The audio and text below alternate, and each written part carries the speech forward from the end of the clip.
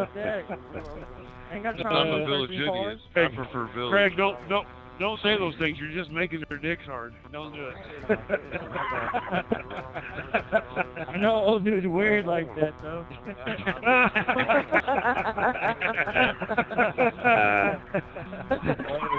Yeah? My dick stays hard. No. Oh, jeez.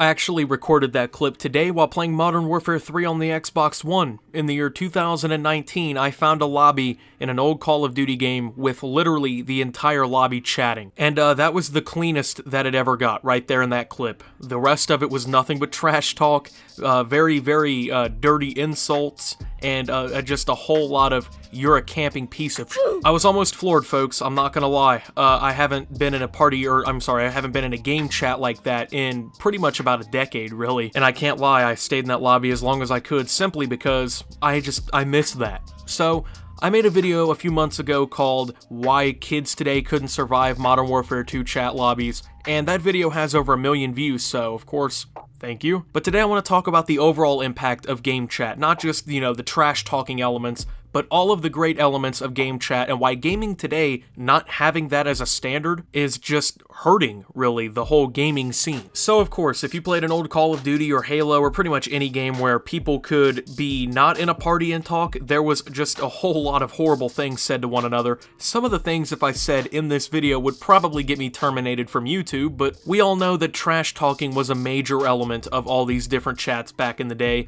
and over time that's obviously changed. But the impact of game chats is not just bad. I mean, everyone that seems to hate that video seems to say, I don't know why you're celebrating everyone being toxic and, you're a loser and stuff if you think that that was actually a good part of your childhood, but the truth is that it was, man. I had so much fun being called so many different names as a child because that was honestly the golden era of online gaming, in my opinion. So many great titles to play, and of course you had all these assholes, but you also had the great people in game chats, and I think that's one of the major things that people tend to overlook. Of course, game chats had been toxic, and for the most part, when people were in game chat, they were super toxic, but every once in a while you'd run into that really cool person, and that would just be pretty much a new online friendship. I met a bunch of my online friends through game chats, okay? Because I played the PS3, we didn't have party chats. I know the Xbox 360, you could invite people into a party and chat, but we didn't have that on PS3. If you wanted to talk to people in like Call of Duty, if you wanted to talk to your friends, you had to invite those people to your lobby and then talk, okay? That was how the whole thing worked. You didn't have parties to go and hang out in together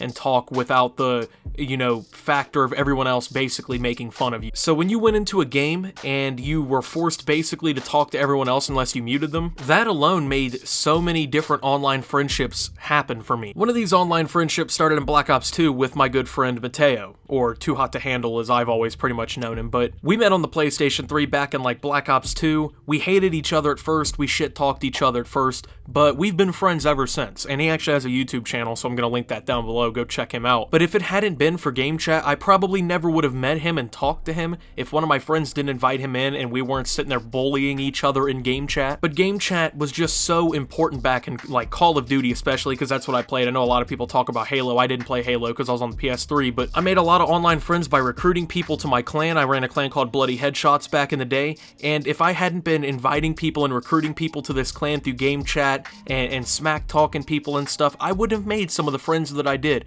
and some of these people I still talk to and play with. So it wasn't all just a bunch of hate that people spewed in these game chats. There were some nice people littered in there, and usually when you met those nice people and you were nice to them, that was pretty much the start of a new friendship, and that was what was really cool about it, and that's something that I think gaming really has over other forms of entertainment. It's not very often that you go into the movie theater with a bunch of other movie buffs and then you walk out with a new friend. You don't talk in a theater most of the time. You don't walk into the library and just have a casual conversation most of the time with other bookworms. You know what I'm saying? But in video games, you just meet new people literally all the time. Online gaming is basically all new people for you. And game chat helped me meet and make friends with a lot of these different people. It helped me communicate with people who were different than me. It helped me learn about other people. Nowadays, you hop in a party with 3 or 4 of your friends, you go ahead and matchmake, and then that's the end of it, You don't meet anyone new most of the time, and if you do, generally it's because you invited them to your party chat. You don't usually go into game chat and talk to people anymore, and that's something that I think is kind of of sad, man. I think that that's something that's really impacted gaming. But on top of that, game chat was also super important to things like trick shotting and stuff like that, things that, especially in Call of Duty, have died out over the years. Most of the iconic trick shotting clips in Call of Duty, regardless of what game they were in, it was mainly because of the reaction in the game. You would go ahead and you'd hit your shot and everyone else in the lobby's just screaming. Oh my god! Oh! Are they not recording? Are you recording, Trickshot? Oh my god! Oh my god! Oh my god! Oh my god! That was disgusting! You would never see something like that happen today, and any trick shot montage you really watch today, you're never going to see a classic reaction like that. In like rage compilations or in trolling videos and stuff, when you would see people reacting by screaming and getting all mad, you don't see things like that anymore because everybody's basically hiding in a party chat. You're not going to see a trick shot or some crazy clip where everyone's screaming, "Oh my god, mom, get the camera!" It's not going to happen unless party chat is, you know, kind of abandoned for game chat again. So all these different iconic things like FaZe Clan and all these other teams that have moved on to like vlogging and stuff, I mean, they're not doing trick shotting anymore because realistically the trick shotting community and things like that have been dying off for a long time. And a big reason behind that is the degradation of the clips. I mean, those kinds of clips and stuff were a huge part of my childhood, watching that kind of stuff, watching all these montages and stuff. I think people tend to overlook factors like that. I think people tend to, you know, they remember back on certain aspects of games that they liked and stuff, but when you look at a lot of those things, really they were pretty dependent on game chats and things like that. Plus, let's say you were playing a mode like Search and Destroy in Call of Duty. I mean, you can still play Search and Destroy in today's Call of Duty, but unless you have a full party, you're pretty much never going to communicate with your teammates. There's not really any teamwork or things like that, and even in like ranked play games, like in League play, people aren't talking on their mics or anything anymore. They're in party chats with their friends talking and all that, or they're just not in their mics. Back in the day, Xbox chat parties and stuff were actually banned going into Search and Destroy, so you had to be in game chat, and basically that encouraged people to communicate and play the game together. Things like that objectively made game experiences better because obviously you had to communicate with your team. And yeah, they might have been toxic, yeah, they might have made fun of you or shit on you, but I would rather sit there and get made fun of and stuff than to have a teammate who doesn't talk at all and then have to basically just play on my own because they don't want to communicate at all. And honestly, I think a lot of people are that way. I think a lot of people realize that, but now, I mean, you can play Search and Destroy and stuff in a party chat. There is no forced communication, and that, I really think, is a big reason why I don't find Search and Destroy as enjoyable in newer Call of Duty games like I did back in the day in like Black Ops 2 or in Black Ops 1 when everyone was basically in the game chat. So most of us who played back on PS3 and Xbox 360, we remember game chat, we remember all the good things and the bad things about it, and a lot of us are pretty nostalgic about it due to how important it was to our childhood, how much time we spent in these game chats, how much time we sat there and shit-talked one another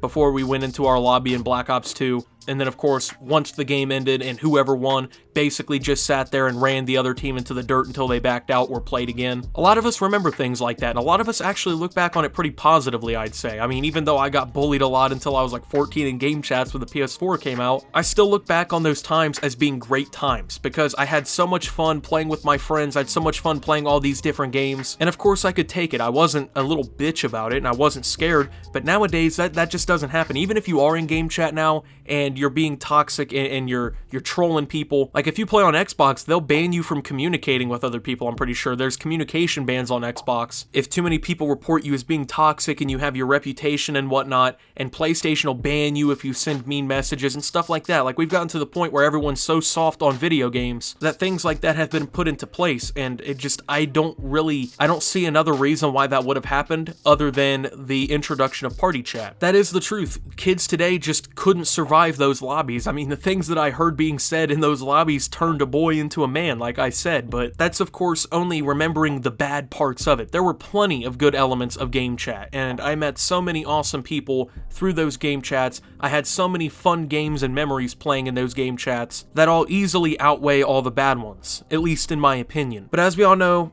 decently recently, both rhymed, I'm a rapper now, but game chat is not forced in Search and Destroys, and if you're playing on the PS4 and Xbox One, most of the time you're going to be in a party chat. That's just the way gaming really has transitioned. I mean, even on PC games, most of the time people are in Discord or TeamSpeak, even though I don't know anyone. I don't know anyone who uses TeamSpeak anymore. That's just the truth. I guess we just now prefer to only talk to our friends, but on top of that, I think we've made a lot of sacrifices by doing that. And I almost feel bad that some of these new age kids aren't going to meet some of the awesome people for them that I met in game chats and things like that. Of course, they will have great memories and stuff of their party chats with their friends, but I mean, just, I don't think it's comparable, dude. I would love to see the return of game chat, regardless of how toxic it could be and stuff like that, because I can take it, I'm a big boy, you know, and the benefits it had were great. So, I know this video is pretty nostalgic. I know this video, especially for people who really did spend a lot of time in game chats during their childhood, might be kind of a, you know, a flashback to the past. But I mean, man, cherish those times, good and bad, like I am. So, thank you guys for watching this video. If you did enjoy, make sure to leave a like and subscribe if you're brand new around here on my channel. Make sure to also follow me over on Twitter at @SubToOptimus. I post memes, thoughts, and updates over there. It's a surefire way to get notifications of all my newest content. On top of that, it is unbanned, finally, or unsuspended, I should say. Also, join the Discord down below. Lots of great things going on there. Thank you to my channel members for your $5 a month, as your support helps my channel tremendously. And until my next video, guys, this is Optimus, shit-talking you in game chats, and signing out. By the way, shout out to CSGO for keeping the dream alive.